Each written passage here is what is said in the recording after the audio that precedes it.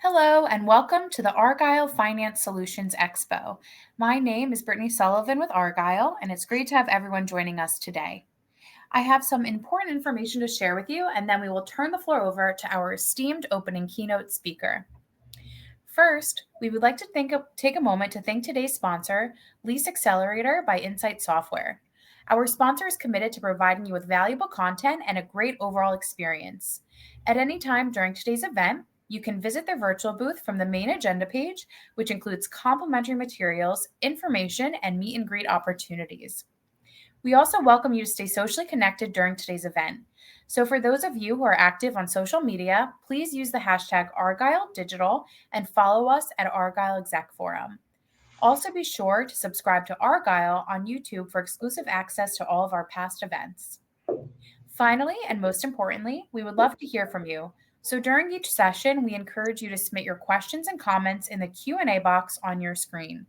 Following each presentation, we have set aside time for our speakers to weigh in on your questions. Thank you again for joining us. Now let's get started. Without further ado, I would like to introduce Mohit Bhatia, Chief Financial Officer at Welch Equipment Company. We are excited to have Mohit with us for his opening keynote titled Speed to Strategy, Faster Decision Making in Finance. Welcome, Mohit, and over to you. Thank you, Brittany, and thanks for inviting me to uh, be the host speaker for this event. Welcome, everyone. Um, so let's get started with the discussion item for today. What does faster decision making in finance really entail? I mean, all of us, most of us, have seen in our regular day-to-day operations across the spectrum of industries that we may be working in or representing, that not only we are as a finance team expected to execute much faster than what we would normally be doing, and this requirement to execute faster just keeps on increasing versus going in any other direction, simply because of the availability and the kind of decisions that are needed to be made, as well as the fact that the information flows across a spectrum of avenues and aspects that finance teams impact. They just have to have more more comprehensive and readily available information available for decision making at all given times. The speed at which the businesses operate, at which information has to be shared, decisions have to be made, all essentially requires us to continue to focus on faster and quicker and more accurate decision making. So when we talk about faster decision making, specifically in context finance, it just doesn't need to be faster. It also needs to have execution backbone behind it, and it also needs to have accuracy and quality of information to make those decisions. And that's where finance has to play a very critical role.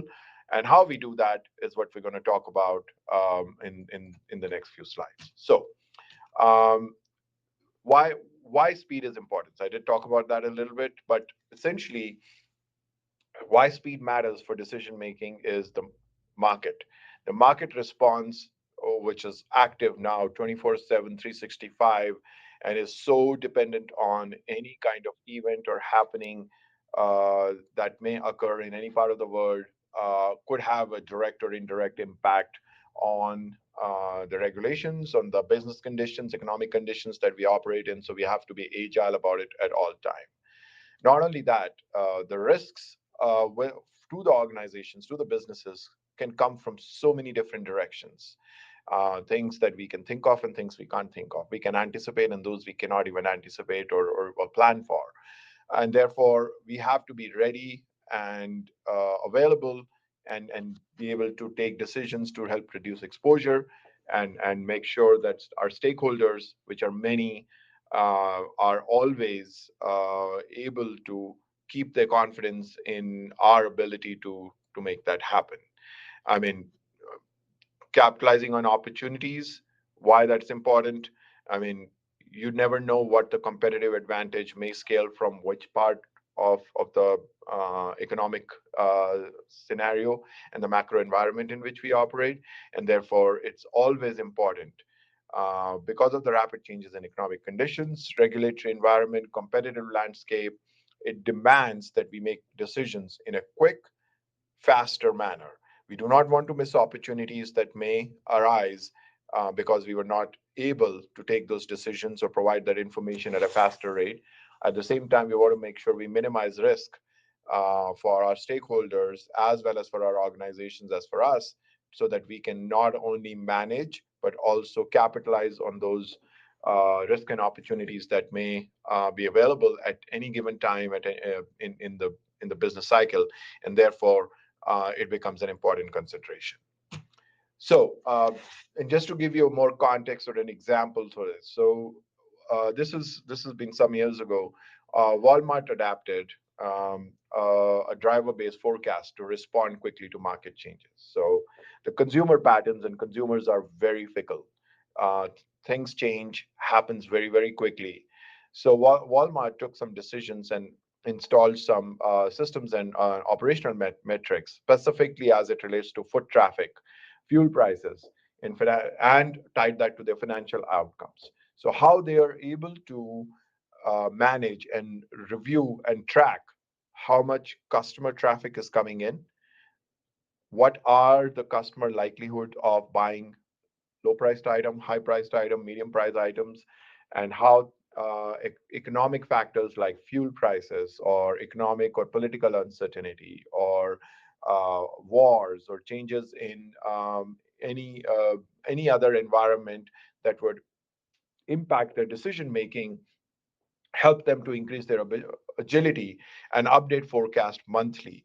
And that helps them manage inventories, that help them manage demand, that help them manage payroll, people that they need to deploy, as well as things like, okay, changing in timing or opening and closing the stores in some cases to make sure that they can manage their cost in a more effective manner. So this is just one example, and this is a real case study of how you could actually use real-time information to enhance your forecasting. This leads us to a next, I would say, segment or details associated with this, which is why data and analytics play such a critical role in terms of how finance and accounting teams need to operate, not on a past analytics basis, which means things that have happened. Historical context, though, is important and could be an indicator for future, but it's more and more getting outdated.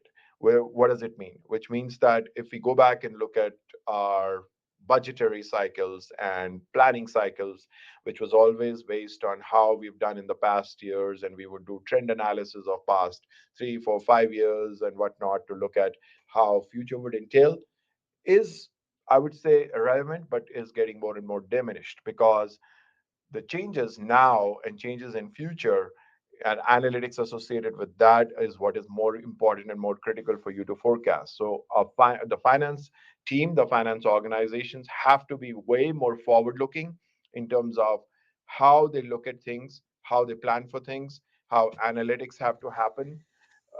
This is really required by leveraging and figuring out how we can use real time, forward looking data analytics. This is required for us to enable financial decision making, be able to respond to changes at a faster rate, be proactive, not reactive to how business needs to be driven in terms of forecasts, in terms of cash flows, in terms of budgets, and obviously reuse those insights to reduce inefficiencies, improve decision making, manage costs. All of those aspects are really critical in terms of figuring out how you manage the business in a more real time basis. So how do you do that? Where is this data coming from? How is this data setup possible? um, and how do we really make this as a foundation for decision making? So we need to have dashboards, we need to have KPIs or metrics that would allow the finance teams to monitor business performance, and be able to respond promptly to changes. These KPIs or metrics need to be updated or managed, I would say, almost daily, weekly, in some cases hourly, in order to manage how business needs to perform. And this isn't something that just finance needs to have. I think entire organization needs to have enhanced visibility to financial metrics, so that a proactive management of cash flows, budgets, forecasts, cost management can happen more efficiently. Um, More and more, the dependence on data driven insights, uh, which helps to drive scenario analysis, evaluate strategic options, and is important and critical for how a modern day finance team needs to operate. So we have to have tools that integrate advanced analytics and organizational requirements to uncover trend inefficiencies and be able to make evidence-based decisions all in real time, is what the modern finance teams need to be focused on and start to figure out how to drive towards that. I mean, I can talk about another example here. There's a case study around Accenture, which unified its global finance team on cloud platforms, which enabled real-time data transfers across the different geographies and different business units within the company, which helped improve their forecast accuracies, reduce cycle time, and empower finance teams to focus on strategic aspects of the business. I can talk a little bit more about my own experience and my own organization. So, when I joined in about 2 years ago, um, we really didn't have, I would say, a lot of systems that would allow us to be more predictive in analytics. So we implemented some tools like Data Rails, which is a real-time live update dashboard and analytics tool, allowing us to be able to review not one time a day or one time a week, but multiple times a day. Uh, how many service tickets have been performed? How much is the productivity level of our entire platform of service teams? How many part sales are happening on an hourly basis? Be able to use some of that information to be able to plan and predict more effectively how or where the business is progressing, just as an example. Um, Also, at the back end, I'm kind of leading it more towards an execution and operational environment of how we can actually make some of these things happen. So we have to figure out how we can automate more and more of the repetitive tasks in order to improve efficiency, reduce errors, because end of the day, no matter how we do it, what we do, accuracy is required and is expected of every and any financials information and processes. Not only that, we also need to have processes that we can scale. As the business grows, we have to have processes and procedures and automations that can actually handle larger volume, while at the same time maintaining the quality, efficiency, and accuracy of information that is being shared. So automation becomes a key to make that happen. By automating routine tasks, things like accounts receivable management, invoicing, reconciliation, financial reports creation, uh, updation of financial reports, we can significantly reduce a lot of the manual errors and manual work, free up the valuable time, given that each and every one of us are not getting more resources, but we have to work with fewer and fewer resources to do same or even more amount of work. So we have to look at tools like UiPath, which actually helps automate routine and repetitive tasks within the business processes, and helps free up and provide speed and efficiency for the businesses to operate more on a real time basis versus trying to gather information for a reactive look at how things are happening. Okay, this is a example that a lot of us have heard of. So, there are a lot of companies out there that actually help integrate automation or provide automation tools for us, so that we can reduce manual errors, improve accuracy, closing cycles become faster. No more are the businesses expected that it will take us a week to 10 days to close the books.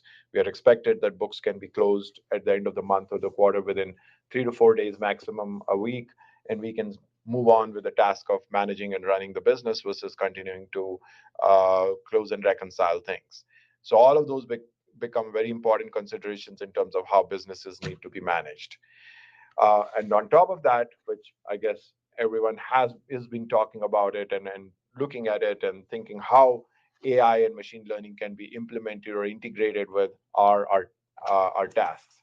So let me actually, before I jump more into AI, I think it's important for us to make a distinction between efficiencies, automation, RPAs versus AI. So, what I just talked in the previous slides was more around looking at repetitive tasks and be able to have machines do some of those tasks for us. That's all robotics. That's not AI. Where AI starts to come in is where you can actually start to figure out how predictive analytics, scenario planning, pattern detection, risk management, forecasting accuracies, those things can happen through AI, where we have a forecasting model, we have a predictive development, and we can actually figure out how we can manage changes to the variables to create patterns, to create different scenarios, and move that faster. Previously, if it was taking us days to develop models for forecasting and risk assessment, with the AI tools and the predictive analytics, finance teams can actually do it much faster. Things that were taking days can be done in hours, in some cases, minutes. And as machine learning algorithms become more and more in tuned or attuned to your specific business patterns and data sets, it can actually work side by side to provide you with real time information in a lot of cases to make sure these things happen effectively and efficiently. So that's what AI uh, difference is for us.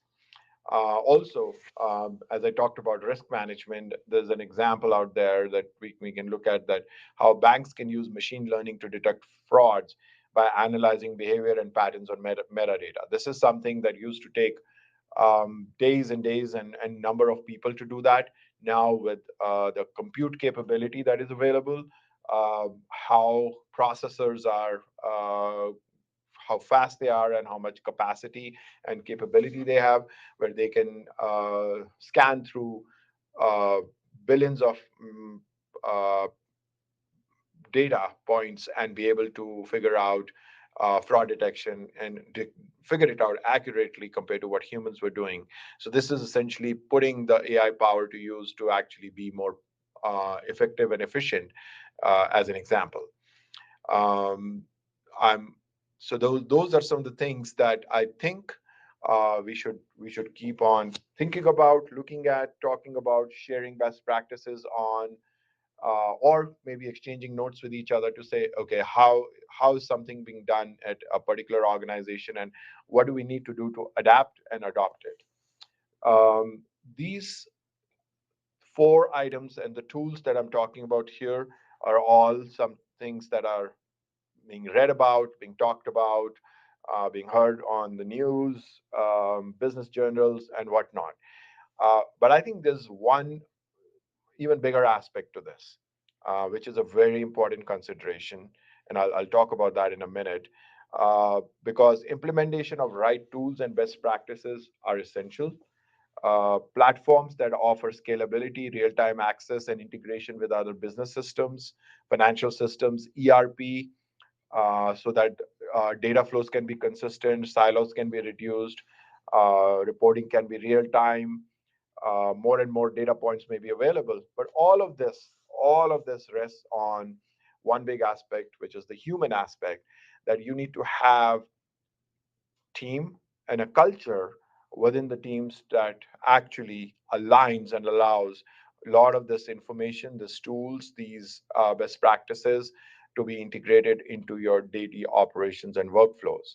Because if we don't have that, then a lot of these technologies are only as good as what they can do, because if they're not going to be used, utilized, analyzed by the human ultimately, to be imparted and implemented as a way to operate in an organization, then a lot of these things are going to be of no use.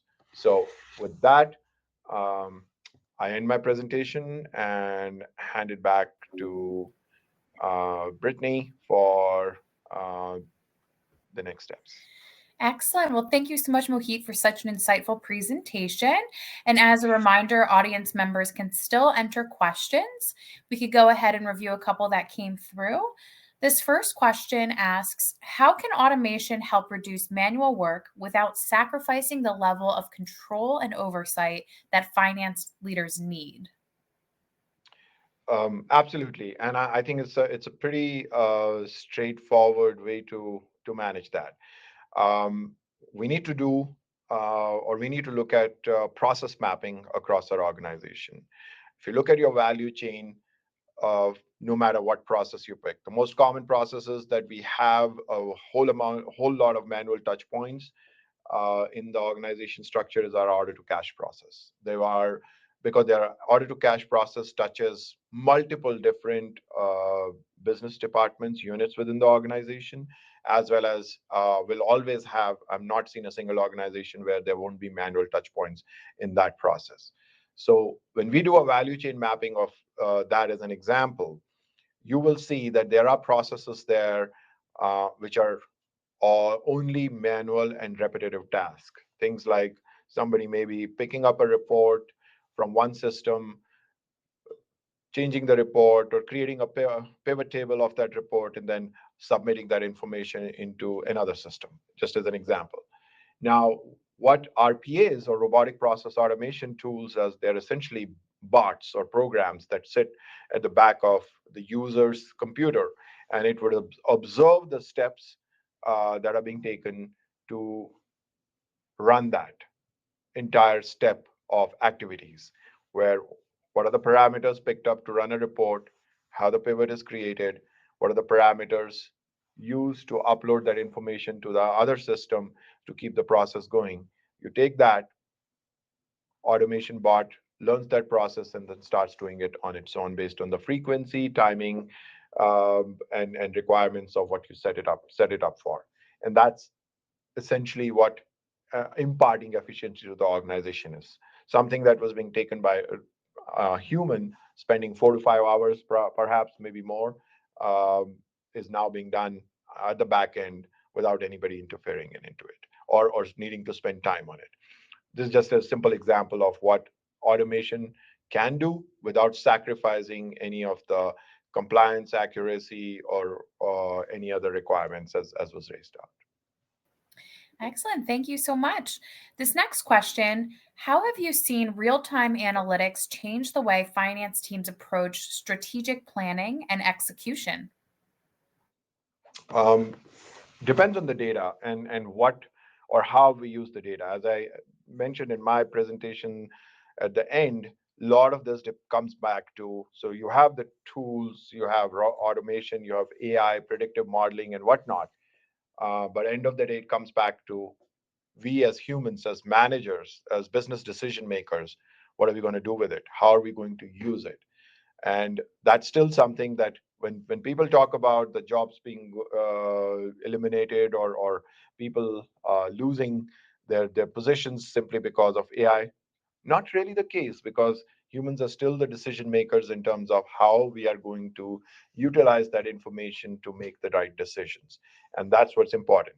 Now, add further to that how real-time data actually helps influence how we manage the business. So I'll give you an example on that in my own organization. So we were analyzing data on our efficiency or productivity of service techs. Our service techs, the number of hours they are out on the field uh, doing service for the customers, the number of hours being spent is essentially direct correlation to revenue. So if we were tracking how our service techs are performing in terms of their predictive and productive billable hours, if you're looking at it end of the month, end of the week, it's already too late. It's like aircraft capacity. Once the plane takes off, if you didn't fill up 100% of the seats, that's a revenue that's gone, that's never going to come back. Similarly, if our service techs, they didn't work full 40 hours or did not work the total available hours for a particular day, then that day is gone and that's never coming back. So instead of waiting for a week or a month to see how productive the service techs were, if we actually move it to daily, which means every day we are able to see how many of our 500 odd service techs, how many of them were 100% productive, 120% productive, which means they did overtime, or they were 60, 70, 80% productive, and what caused it. Now you're actually reviewing that real time and then taking corrective action very next day to make sure that you can actually recoup the lost hours and the lost billing time from yesterday into the next day. And that's power of predictive and real time information to manage and influence your revenue. So much for sharing that excellent example. We have time for a couple more questions. So, what role do integrated systems and cloud based solutions play in eliminating bottlenecks across financial operations? So when we say integrated systems or cloud, the two different concepts. Integrated system simply means that the data flows between different systems happen on a cohesive basis, which means you have mapping set up between different variable systems to allow for information flow to be seamless. I mean, that obviously helps in speed at which the data is available, information is available without manual touch points and causing a lot of reconciliation issues to happen. Cloud platforms, on the other hand, essentially align and allow different users across different systems, different platforms, different geographies, what have you, to be able to share the information on a real time basis. So they're two different aspects and they can be integrated together. Most of our ERPs are today, if they were set up 10, 15, 20 years ago, and we are still updating or using those, are not cloud based. But it doesn't stop us from being able to integrate applications that sit on top of that ERP data, which can be cloud based and be able to pull up information and be able to share it across the organization on a real time basis through cloud platform. So that's how you kind of mix the two together by not always going after and changing the base systems, but at the same time be able to align and allow for data sharing to happen on a real time. Great. Thank you so much. And I think this is a good question just to close out with. What would be one piece of advice you could give to finance leaders that are looking to operations and stay ahead of the curve? Um, I think it's kind of going back to basics and really understanding, looking at your workflows and looking at how or what people are working on. Understanding and knowing, getting into the details and knowing where are the areas that people are struggling with or they're spending enormous amount of time without really doing a value add work and be able to understand, analyze, and know that, and be able to correct that through different tools or solutions that can be available to us, and correct that. I mean, that's one way to stay ahead. I mean, you don't talk about speed of execution just by doing things faster.